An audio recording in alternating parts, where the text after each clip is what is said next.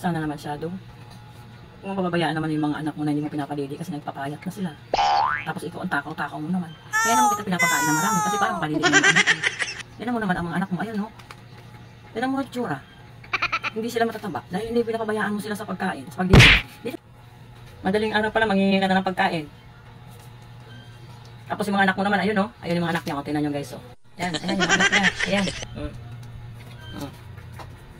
Kahit gusto nang dumidi, hindi mo papadidiin. Kasi mas pinapairal mo yung gusto mong kumain. Makasarili ka. Ha? Makasarili ka? Makasarili ka? Ha? Kung sabi ko sa'yo lagi mo unahin ng mga anak mo. Hindi mo kita pinapagutom. Kumakain ka. Hindi na normal. 4 times a day.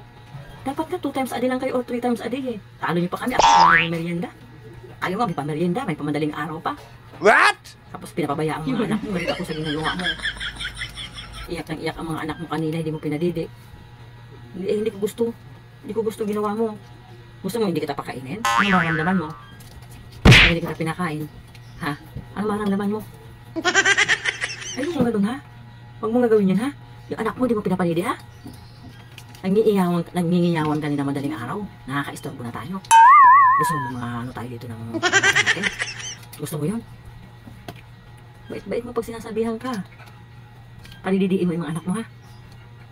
Shadow, palididiin mo yung mga anak mo. Hindi kita pakakainin pag hindi ka lang palidi. Ha? Tandaan mo yan. Kakain tayo ng pandesal. Sabay tayong kumain ng pandesal. Pero pagkatapos natin kumain, magpapalidi ka. Usapan yan ha? Yan yung guys, atin natin kung papakain siya ng mga papalidiin niya yung mga anak niya. Ha? Ano ba naman mahal kita? Kaya mahalin mo din yung mga anak mo. Mahalin mo din yung mga apo ko. Pwede yung ganun. Na ikaw lang yung kakain. Ikaw lang yung busog. Kakain tayo ng pandesal ha. Rick, makain siya ng diba? Makain siya ng pandesal. Wait lang. Wait lang. Bibigyan kita. Alam mo na yan. Bibigyan kita. Nakakaubos na guys si Wapo. Si Shadow ng isang pandesal. Tapos yung maliit. Teka. Wapol! Diba oh. Magaling sa pagkain. Pero mag-uusap ka kay mamaya. Kinuha na yung pandesal sa kanila. Lakas na sa pandesal ko. Itong may utang pa sa akin to, marami pa utang. Tignan mo ha, malakas din sa pandesal yan. Ayan. Huwag nga, dali, kunin mo. Wala na, last na.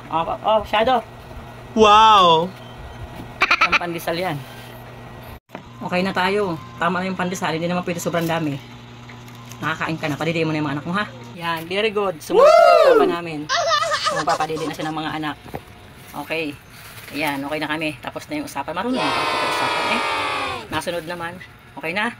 Good job. Ha? Good job.